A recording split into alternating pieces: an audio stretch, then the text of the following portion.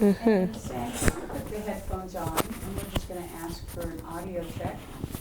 Mr. Kerr, could you count to 10 for us, please, again? 1, 2, 3, 4, 5, 6, 7, 8, 9, 10. Thank you. And Keelan? 1, 2, 3, 4, 5, 6, 7, 8, 9, 10. Thank you. Is that okay? Great. Okay. All right, ready to start again? And hold on just a second, please. Let me just get the framing here a little bit. You want to try something a little tighter? We can do that. Well, I'm game on this. How about something like that? Good. Door closed? We are rolling. You can go ahead anytime. Okay, so I know you mentioned that your parents pushed you to do these things. Where do you think those ideas came from? I would have to say because, again, my father was such an achiever, and we're talking about me growing up in the 60s, which is a completely different era for you guys. Well, imagine a black man growing up in the 20s, 30s, and 40s, walking down the street and being called a boy, being told you couldn't go in different places. My father, when Pearl Harbor was bombed, my father, I think, was 17 at the time. Because of his love for this country, and I can't imagine why at the time, but because of that, he lied about his age and volunteered to go fight for his country. He tells me stories of how bad war was. He actually had nightmares when he came back. But he also tells me stories about the many different people he met. He told us stories of how he became friends with white men, which was totally unacceptable here. How he ate with them, how he slept with them, how they protected each other. Then he tells me about a story when they were coming back to the United States and a ship landed in Mississippi. And deboarding that ship, all of a sudden there were two lines again, one white and one black. And I think at that time he made up his mind that I'm going to do everything I can to fight this. So that's where that comes from, you know, for us. My father began investing in real estate. Now, when we think about investing in real estate, we think of Donald Trump. My father would buy these old, dilapidated houses and fix them up to the best of his ability, and then lease them.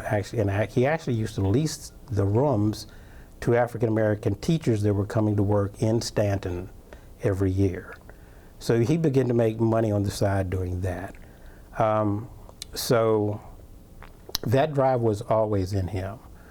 I can almost see him now. We lived on B Street, and I remember being outside with him one day, and I don't know why, but out of the blue, he made a statement that you're going to be president of the United States if you want to be. This was in 1963. That was totally impossible at that time. And I remember because for me, for an African American to make that statement, just had to be visionary. And then in 2008, we have our first African American president. But him saying that is what began to push me into making sure I stayed involved. Sometimes I say I'm a bit crazy because, again, you know, I was pushed reluctantly to run for school board. I served as chairman of the Industrial Development Authority for the city of Stanton. I've been on many numerous boards, and before he died, he let me know how happy he was, how pleased he was to see his son on Stanton City Council. So these were things he knew he couldn't do, but he knew if he pushed hard enough, he'd be able to see it before he left here. When in school did you start to feel that push? Did you feel it before you integrated, or? No. It had to be, I'm going to say, about my sophomore year. Again, because, and it would be really good if you guys could go back in time, but there was a sports analyst by the name of Jimmy the Greek. He would call games and he would tell, you know, predict who would win a game, who wouldn't. Knew football very well. I remember him making a statement that there would never be a black quarterback in the NFL because their brains aren't smart enough to be able to comprehend watching the entire field and what everybody's doing at one time. And now look what the NFL looks like. But with those kind of statements, I began reading every book I could get from people like James Baldwin, who wrote The Fire Next Time. I read Black Like Me. There's a book that was actually written by a white man called The Watermelon Man, where he, to live the black experience, he had melanin shots to darken his skin. And the story goes on to tell how all of a sudden all of his friends disappeared and how his life completely changed just because of this color of his skin. And I think it was kind of at that point where I decided that I'm going, and I literally have. I've been to places like Country City, USA, to where out of hundreds and hundreds of people dancing, I was the only black person in the room. But I decided I must go here, regardless of what might happen, so that I can dispel all of those rumors, about education. I remember actually as a senior at Lehigh having a youth discussion, and one young lady asked if the color would rub off. Yeah, and this is somebody I'd been through school with for 4 or 5 years. So those are the things that I just felt had to be done so that people could understand what we're all about. Just to get to the point to where we're not just looking at a person's color, we're actually looking at the person. Can you describe kind of the switch between your early education years into going into integration and then to your senior year? How did that all change? Well, there would be people that would be really upset with me saying this, and not because of the teachers, but because of those books that my father discovered. I was an A student in T.C. Edmonds and D. Webster Davis. When I went to what was Westside, which is now Ware now, my grades dropped from A's to C's and D's for that first year. Excuse me, and I couldn't figure out what was going on. But it's because I hadn't been taught everything that everybody else in the classroom was taught. And I'll jump some even to my oldest son, just to show a difference. In his second grade, I had moved to New Jersey, and he went to a Jewish school. And in the second grade, they were already on computers, and the city of Stanton hadn't even purchased one yet. And he struggled in that second grade, adjusting. So just because of the access to different books, different forms of education, was a struggle converting over. Again, I did mention I had some really great teachers. Ms. Obenchain was my 6th grade teacher, and I remember being in class and she read a line from something that I didn't know it was from. And it was the preamble to the Declaration of Independence. I hadn't learned that. She made me learn the entire preamble and made me recite it in front of the entire class. And again, I'm the only black student in that class. Well, at the end of it, and I will say I was very intimidated. At the end of it, she gave me an A. She didn't say she was giving me an A, but she said that was very good, and then the students kind of laughed, and she knew, I think she had actually planned what she was doing. At the end of that day, she told every student in the class, you now have to learn and recite the Declaration, the preamble, and Ophi is going to grade you. So there were impacts like that. Again, really people that impacted my life, I thought in a harsh way to start with, but then it turned out that they were really concerned with me. Same thing through high school. I had hard teachers. I don't think I had any bad ones. They, again, demanded the best out of me. I'm not all that happy with it, but I failed biology in my sophomore year because I didn't like the teacher and had to take it over, but I learned a lot from that teacher because of that. So that and on through college, I began to start, I didn't realize I was such an activist, began to start forming student unions. I went to Eastern Mennonite, and even there were only 7 African Americans on the entire campus when I went. But again, I had professors that were constantly shoving books at me that talked about me. And I think one of the biggest problems today is that most of our children don't know who they are. And I was just talking with the young lady out before we came in. Anybody that doesn't know their history is destined to repeat it. And I'm determined not to go back. Speaking of that, and you had mentioned people calling you the N-word when you were in school.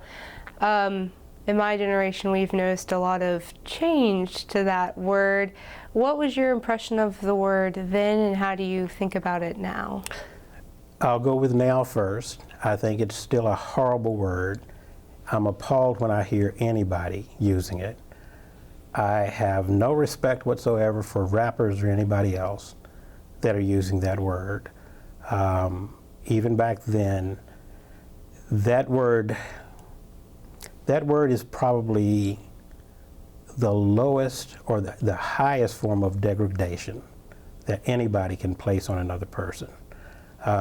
Looking up that word, because I'm kind of one that wants to find out, it actually comes from Niger, and Niger talks about a black-skinned person from a continent in Africa. That word was misused here in the United States during slavery, and it stuck. So I'm totally appalled, and I used it for emphasis, but I am totally appalled that that word is still out here. Do you have any positive stories from school that you'd like to share? Oh, great ones. My first year in college, again, I'd done a paper on African Americans, and I had this English professor by the name of Ms. Fry, and she was Mennonite, and we talked about it, and she enlightened me in showing me that there are many different groups of people that suffer because she had suffered all her life. For one, because she was a Mennonite, and she wore the full regalia, and for two, because she was not a very attractive woman, and she was harassed and attacked because of that. Again, being in the band was probably one of the highlights of my high school because, and I'm trying to think and not miss any of those gentlemen that I was in the drum corps with are still my friends today. We still know each other. Those men, some of the people that were in that band, we actually played in other bands together. The mayor of the city of Stanton, people don't know it, but she's a fantastic musician, plays the bass better than anybody you'd ever meet. She actually played in a mixed race band with my brother, and they were noted to be one of the best bands here in the city of Stanton at the time. So yeah, there were many. My neighborhood began to work together. We began to become friends with the people there. So yeah, my entire life, I think, has been positive. Where I live now, I bought the first house in a new subdivision, and my brother was looking at buying the third house, and they were trying to keep him from buying it because they didn't want too many African Americans there because then the other houses wouldn't sell. And they had actually told him that he wasn't approved. And for me, this is a positive because being a banker, he actually had a greater income than I did at the time. He had great credit. And I called the bank that morning. His wife was totally aggravated with me because I'd convinced them to apply for this house. And when I got to work, I called the bank that morning and I let them know that if something's not done immediately, I would be contacting the State Corporation Commission and directing them in their direction. My brother called me within an hour. He said, "I don't know what you've done, but our loan's been approved." So yeah, the education in itself, exposing myself to places that I'm not supposed to be, learning how this world works, how this business world works, has kind of given me an upper hand. And there may be some people that it irritates, but I'm enjoying the ride. You keep mentioning the paper you wrote. Can you give us a little summary of it? The one in high school? Mm-hmm. Well, I'd actually read it in an article. I can't remember what magazine I was reading, but it was based on a teacher out in Wisconsin, I believe, that married an African American, and because she married this man, they fired her at the school, and she fought it in court and lost. And I will tell you, because I also, at that time, I didn't do much dating, but I had a really close young white lady that was my friend. And we were seeing each other, and I felt somebody had to write something now to talk about this problem. The fact that we're still separating each other because of the way we look. So that was kind of the basis of my paper, that if we continue on down the path we should be going down, someday, and it's not here by any means yet, we will not be looking at color at all. We'll be looking at people. And I don't know if that'll happen before I'm gone, but that's my vision of the future. Do you have any kind of inspiring things you would like to say to the youth of today? Inspiring? I don't consider myself to be that kind of person, but I will say that we need to stay away from the negatives. We need to keep pushing forward to talk to each other. When there's a problem, the first thing we should do is sit down and talk. And again, that's just been my life. Start learning about each other. One of the most promising things that I see now is those two sons that I mentioned are so well connected in this community. I am constantly running into older people and younger people, black, white, Hispanic, Asian, that ask, are you Kendrick's father? Or are you Ryan's father? Because they've already met him, and they actually associate with him. Both of them got into golf, which was not an African-American sport until Tiger Woods.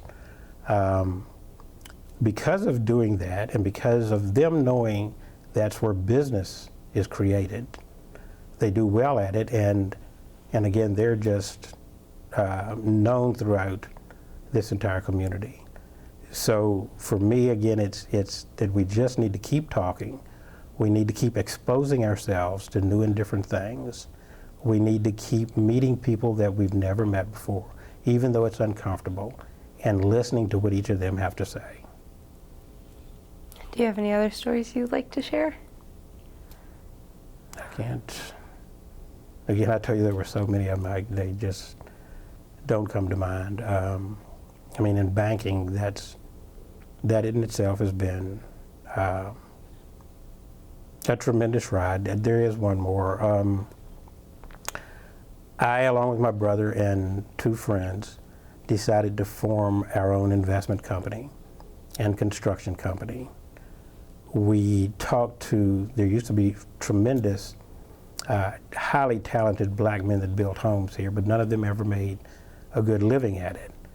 So we started our own company. We started buying, like my father did, old houses, and on the weekend we'd renovate them, then we'd lease them to people, and then take that money and then buy another one, and then buy another one. And then we actually started building houses. We would buy lots and started a company where people were investing and so forth, and building quite a few houses. Then all of a sudden, the credit lines began to dry up.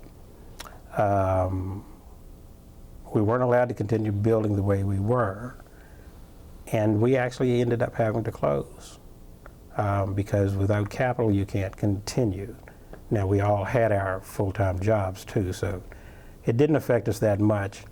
And I brought that up because actually men on my job site working for me would constantly ask to talk to the owner. And I would smile and tell them, you're talking to him. And the banks, again, begin to do their thing. There There was actually a meeting, I was told, and I was told this by a banker, a Chamber of Commerce luncheon, and my name came up. And the discussion was, we need to do whatever we can to stop that N-word. And he told me that was the weirdest meeting he's ever been in. Today, they didn't stop us for a long time, and actually they didn't stop us because all of those goals that I set at that time are actually what I do for a living now for a larger company. I was talking just months ago with the owner of this company, and he remembers me in that period of time, and he said, "You were too soon for your time," which really caught me off guard, you know, because I didn't expect it to come from him. So I guess that's it. There are so many, I mean, with my brothers and sisters, but we'd be here till tomorrow. I don't think I have any more questions, so I think we can call it a wrap for today. Okay.